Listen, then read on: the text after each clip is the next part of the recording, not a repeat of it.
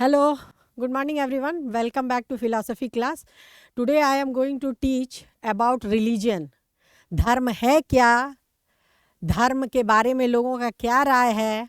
और ये UG CBCS syllabus के तहत एमजीसी 8 का पेपर है जिसमें धर्म के बारे में अध्ययन करना है। अब धर्म को लेकर इतने ज़्यादा बवाल शुरू से अभी तक हो रहे हैं और धर्म के नाम पे बहुत सारे मत, बहुत सारे मतभेद, बहुत सारे विचार, बहुत सारे धर्म, बहुत सारी नेगेटिव और पॉजिटिव माहौल, उसका असर हमें देखने को मिलता है। लेकिन वास्तव में धर्म होता क्या है? धर्म का क्या आयाम है? हमारे भारतीय दृष्टिकोण में धर्म कहते किसे हैं? पाश्चात्य दर्शन में धर्म क्या होता है? पाश्चात्य दृष्टिकोण के अनुसार भी धर्म क्या है? चाहे यूरोप हो, चाहे दुनिया के 7 महादेश, इस ब्रह्मांड में 7 अरब से ज़्यादा अधिक आबादी, उसके भिन्न मत। कोई लोग धर्म को मानते हैं, मतलब धर्म को कोई पंथ के रूप में स्वीकार करके मानते हैं, कोई ना मानते हैं, कोई पंथ को अपने अनुसार चलते हैं। लेकिन भारत में धर्म किसे कहा जाता है? ये एक भारतीय संस्कृति में धर्म का क्या उद्देश्य है?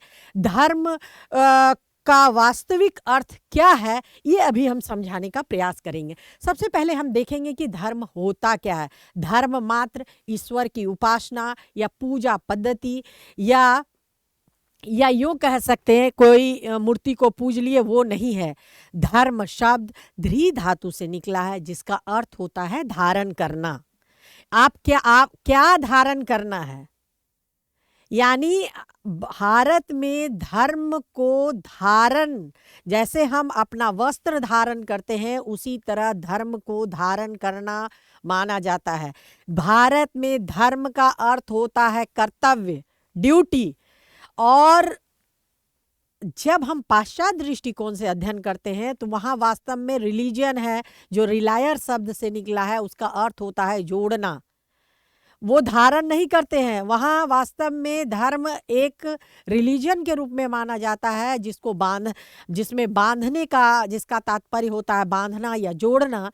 उसमें वो एक पंथ को इंडिकेट करता है। लेकिन हमारे यहाँ धर्म एक धारण करने की पद्धति है, जहाँ व्यक्ति कर्तव्य को धारण करता है, अपने कर्तव्य को करता है।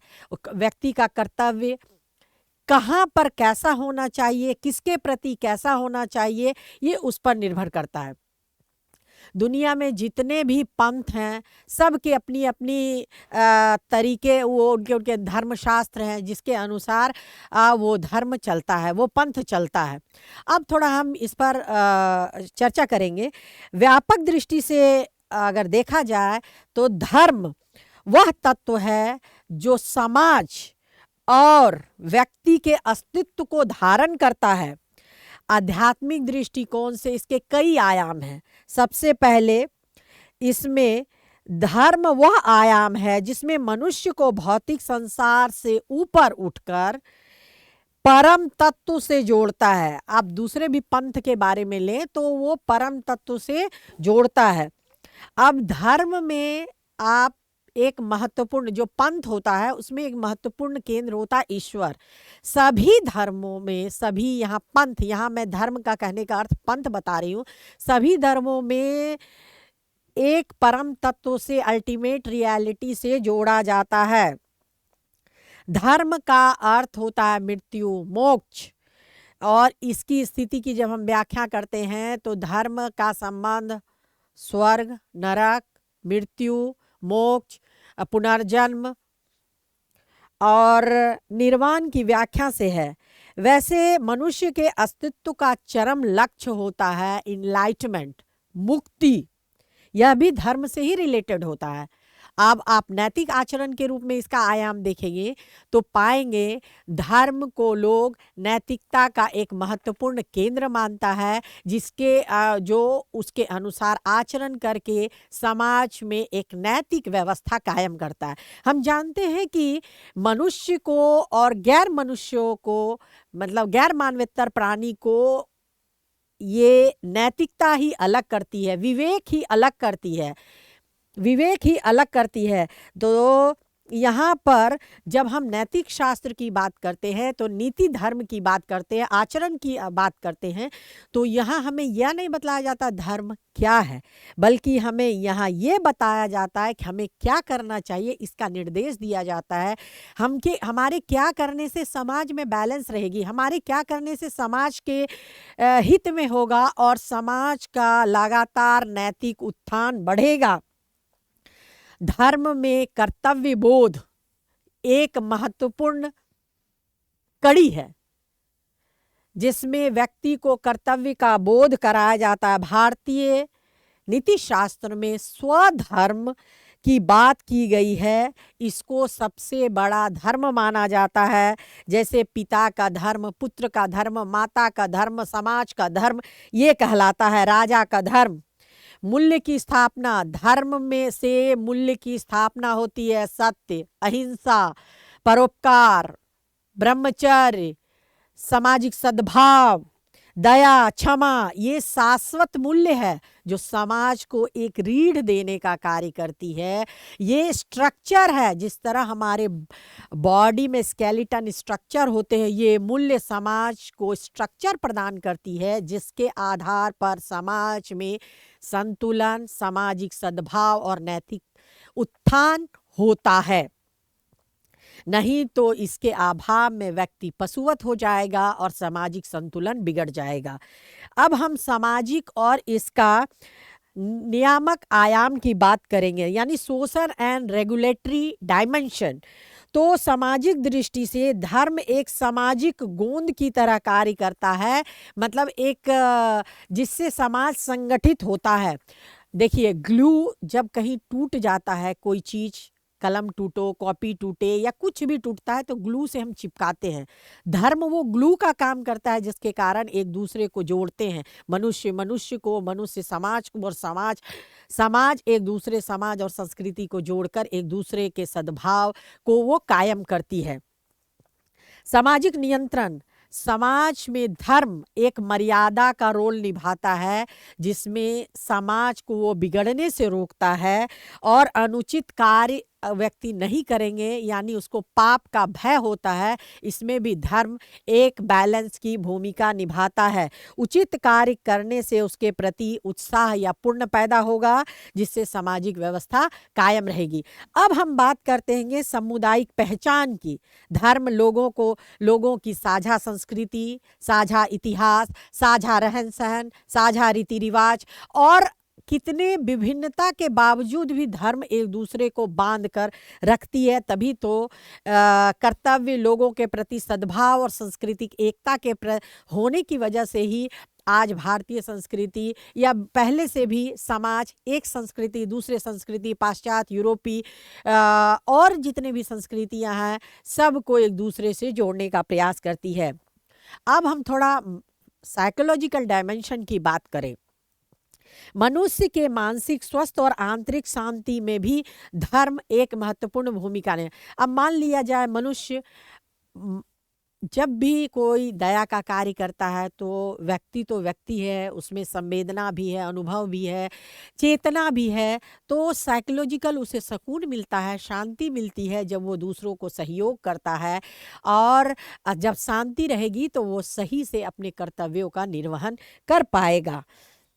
अब यहाँ क्या है, मानसिक संबल, जीवन में संकट आते रहते हैं, जैसे कि बाढ़, प्रकृति का आपदा, तूफान, यदि इस समय भी धर्म ही एक ऐसी भूमिका निभाता है, यानी कर्तव्य एक ऐसी भूमिका निभाता है जहाँ व्यक्ति एक दूसरे की मदद करता है और प्राकृतिक आपदा से वो निपटने में आसान होता है।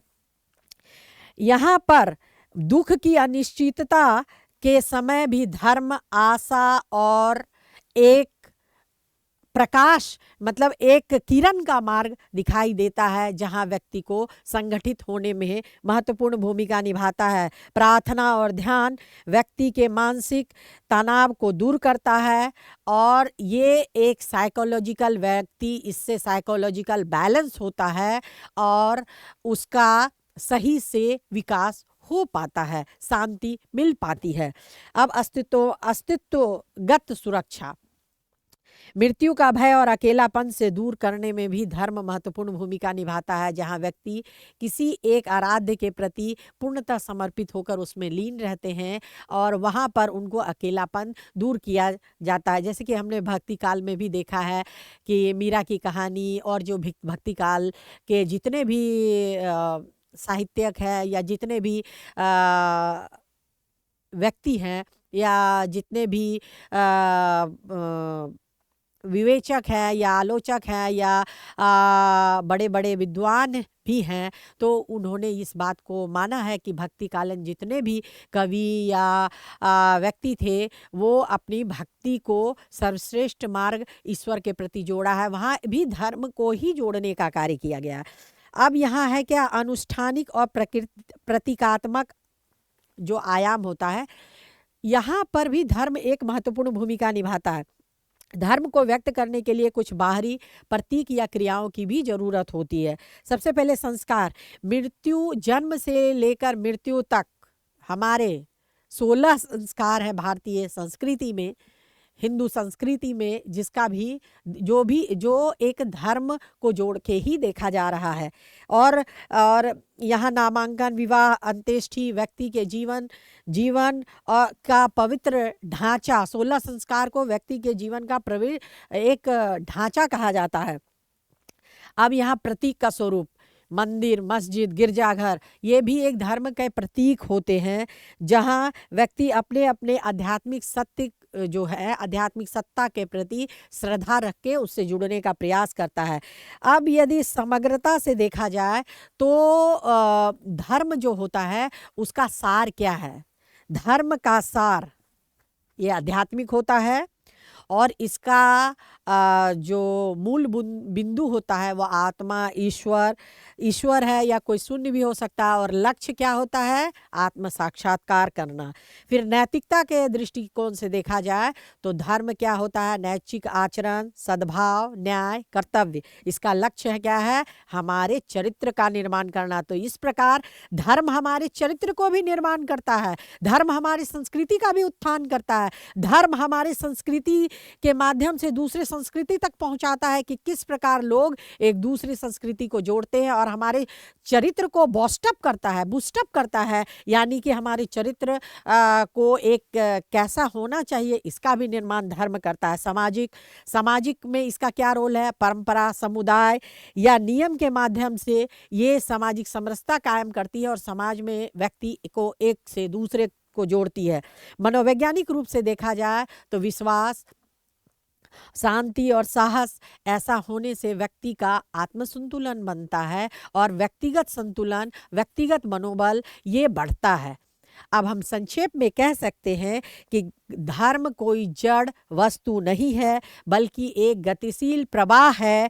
जब धर्म केवल कर्मकांड बनता है तो वो विकृत हो जाता है, परंतु जब वह विवेक और करुणा के साथ जोड़ता है या जुड़ता है तो मानव कल्याण का मार्ग प्रशस्त करता है और लगातार व्यक्ति का उत्थान होता है। जैसे कि प्राचीन सूक्ति में कहा गया है, यतो धर्मस्ते जया, जहाँ धर्म है वहीं विजय है। यहाँ विजय का अर्थ अहंकार नहीं है बल्कि सत्य और न्याय की प्रतिष्ठा है, यानी धर्म और आचरण यहाँ उद्देश्य है, धारण करके आचरण करना, जिससे समाज में एक दूसरे को जोड़ना, बांधना, सामाजिक समरसता कायम करना, एक दूसरे के प्रति श्रद्धा भाव रखना और एक दूसरे के साथ सहयोग करके लगातार अपना नैतिक उत्थान करना है और समाज में एक सद्भाव की भूमिका निभाना है।